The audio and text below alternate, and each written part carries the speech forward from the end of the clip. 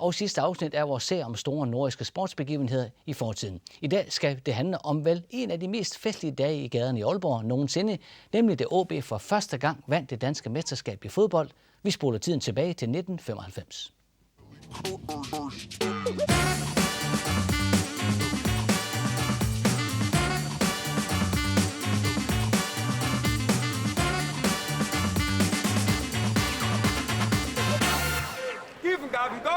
Gule ryger lige i skuffen. Der var store forventninger til hele Nordjyllands fodboldhold, da de første gang kunne nå gulddrømmen.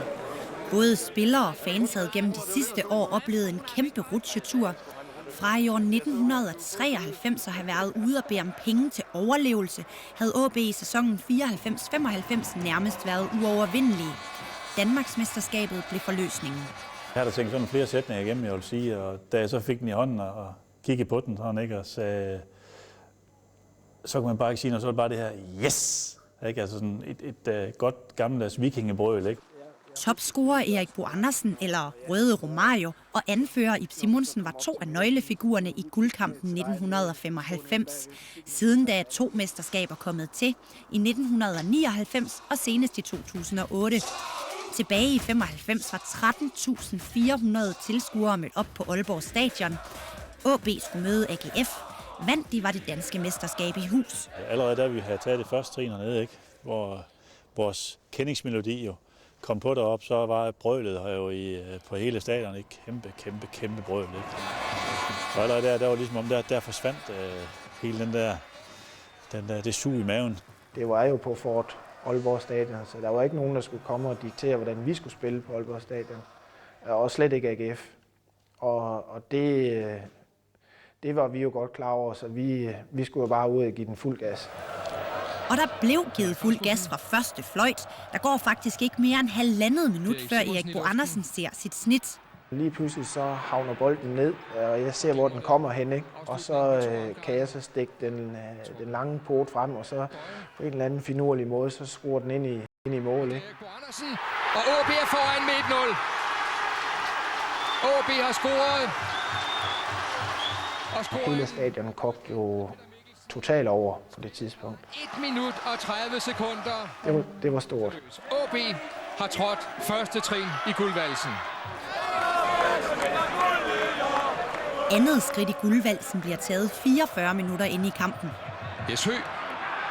Og så står der 2-0. Erik Bo Andersen har bragt AaB foran med 2-0. Et kanon frispark direkte op i hjørnet. Så skal jeg lige love for, så var festen for alvor i gang. Og for årets Superliga-topscorer stopper festen ikke endnu. Og så er det Erik Bo Andersen igen. Og så står der 3-0 til AaB. Og så løb ud til at hilse på alle tilskuerne en tredje gang, ikke? Det er da helt utroligt. Se der. Lustende frem, de lange kattepoter. Og bolden prikke følt ind.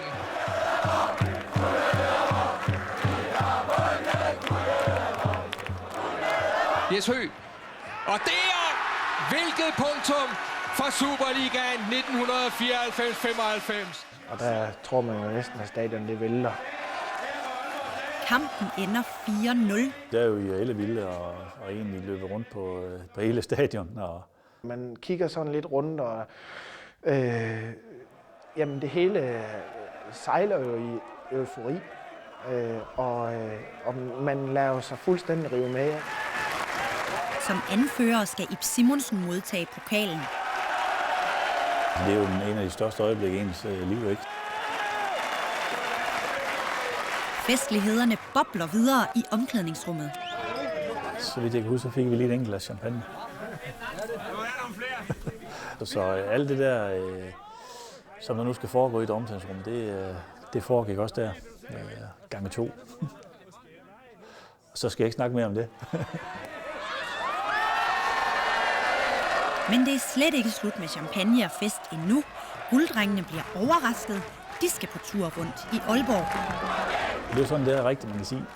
Der gik det op for mig i hvert fald, at det her det var jo kæmpe stort.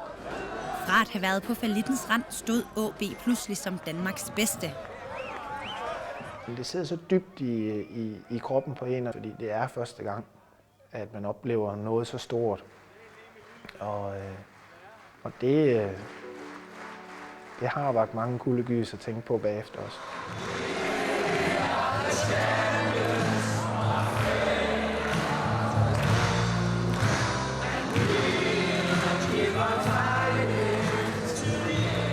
Ja, fest jeg igen se Gulddrenge fra 95, og de kunne synge dengang. Nu synger sporten på sidste vers for i aften. Vi har flere resultater på vores hjemmeside og mere Nordjysk Sport næste søndag den 5. december